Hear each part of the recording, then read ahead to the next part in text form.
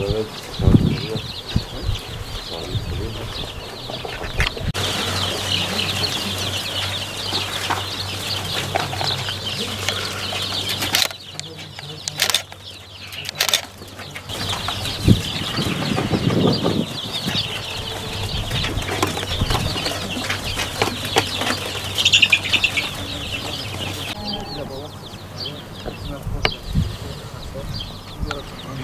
Dünya malıyla ben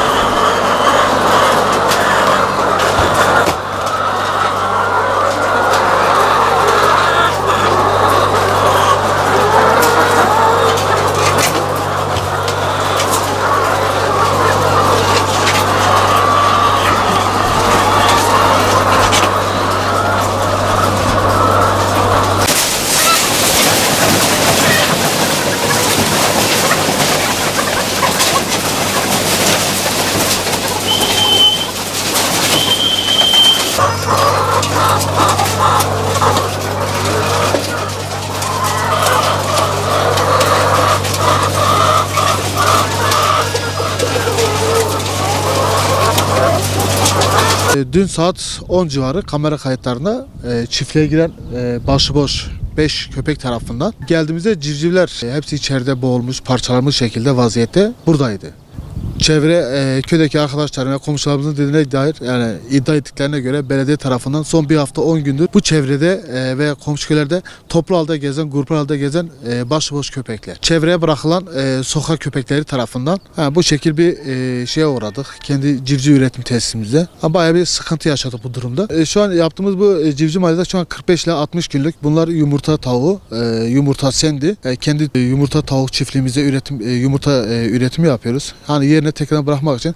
Ama şu anki şu durumda 1500 hayvandan kalan şu an 100-150 tane hayvan kaldı. Gerisi komple telef oldu. Şu an bu sokak hayvanlarını komşular ve komşu köyde, kişilerde hepsi beraberinde yani ilçe belediyedeki sokak köpeklerini köyün ve köylülerin yakın çevrelerine bırakıyorlar. Hani normalde Elazığ Belediyesi'ne götürüp hayvan barınağına bırakması gereken hayvanları getirip köydeki köylülerin, buradaki Akmezra Köyü, Yeniköy Mezrası, Gülüşgür, Tepebağ yani köy yakınlara bırakıp gidiyorlar. Bu yüzden sıkıntıyı burada çeken üreticiler çekiyor. Zaten üreticilerin son 2-3 yıldır sürekli sıkıntıda. Şu anki maliyete gelirsek en kötü ihtimalle şu anki o civcivlerimize yani zarar ziyanı 100 bin liranın üzerinde yani şu an. Şöyle bir olay da vardı. Geçen yıl aynı olay mesela benim tavuk kümesinde yaşandı. Yumurta üretim yerinde. Hani çadırları parçalayıp içerideki kümesteki hayvanlar yaklaşık 100'e yakın tavuğu telef etmişti. Hani o zaman da ihbarda bulunduk. Geldiler, yani baktılar sokak köpekleri yüzünden. Bunlar insanların başına gelebilir, çocukların başına gelebilir.